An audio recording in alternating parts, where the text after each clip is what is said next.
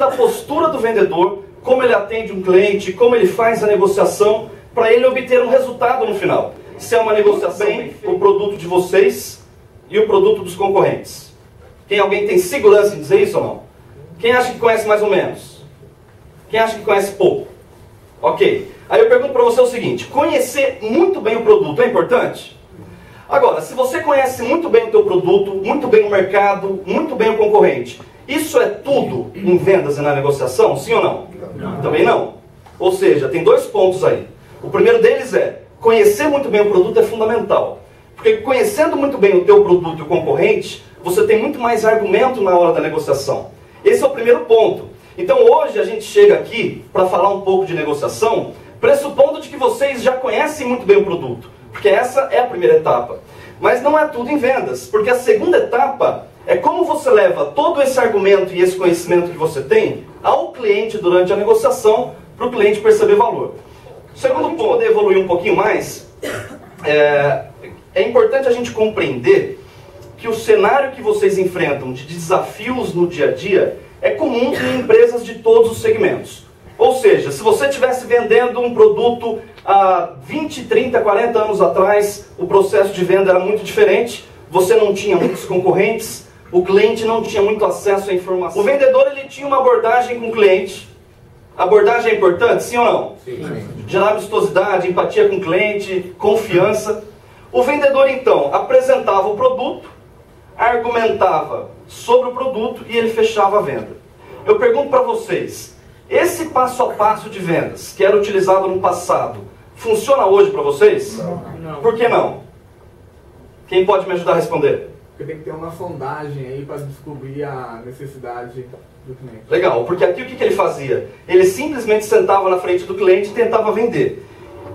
As vendas mudaram, os clientes passaram a ter acesso a mais informação, entrou mais concorrentes no mercado, e a partir daí então foi necessário desenvolver um fluxo de vendas mais completo, aonde ele começa com planejamento, aonde você começa a planejar desde o teu roteiro, ao perfil do cliente, quem é o cliente que você vai visitar, o que esse cliente faz, convocar vocês, e dividir essas etapas em 4, e tentar enxergar a importância de cada uma. A abertura é importante na negociação? Pelo aspecto de muitas vezes você primeiro conseguir, de uma forma até que rápida e inteligente, chegar no tomador de decisão, e a partir do momento que você chegar em quem decide, com abertura, conseguir gerar uma empatia, uma confiança. Se porventura você não consegue essa confiança na primeira etapa, a venda muitas vezes fica bem complicada dali para frente, é verdade ou não é? Então quem é que acha que a abertura é a etapa mais importante da negociação? Levanta a mão. Ok. No momento em que ele está negociando com você, e esse comprador pode ser o proprietário, pode ser o investidor, pode ser o dono da academia, é isso? Qual mais o perfil de cliente pode ser? Pode ser o proprietário de uma academia, sim ou não? Sim. Pode ser um professor de academia que está querendo montar uma academia dele, por exemplo? Então, na verdade, o que passa na cabeça do cara? Primeiro, ele passa a reconhecer necessidades. Quando muitas vezes vocês vão atender um cliente que pedem, solicitam uma visita a vocês, esse cliente ele já reconheceu uma necessidade.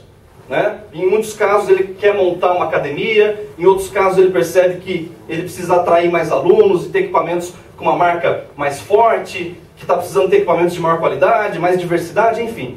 Se o cliente te chama, ele já reconheceu necessidades.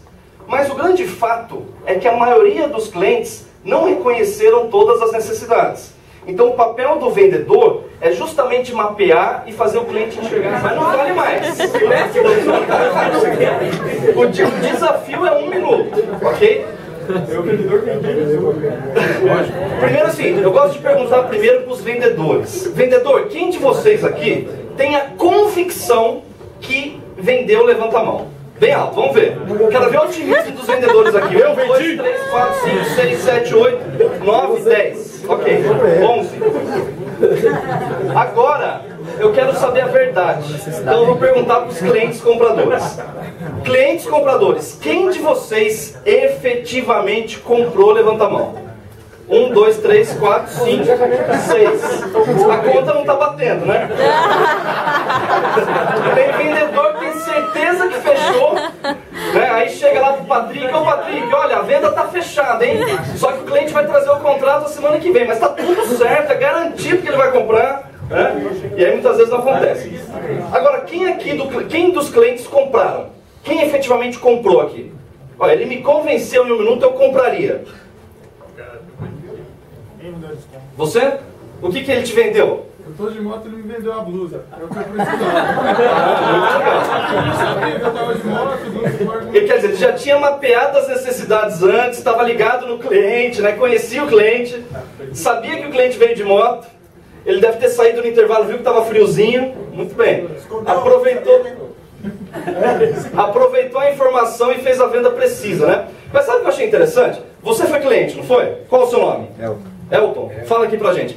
Você falou que não comprou, né? Não, eu comprei. Mas você não levantou a mão quando eu perguntei. Não, porque ele vendeu um negócio que eu não posso falar. Eu percebi que tinha alguma coisa errada. Qual que é seu nome? Quando deu 30 segundos da dinâmica, o Marcos falou que já tinha vendido. Ele falou, não, já vendi. Aí depois, quando eu perguntei para os clientes quem comprou, ele não levantou a mão. Eu falei, então ou o vendedor acha que vendeu e o cliente não comprou, ou alguma coisa tem aí, né? O que é que você tentou vender para ele? É segredo de negócios. Muito bem, segredo de negócio, né? Vocês são casados ou não?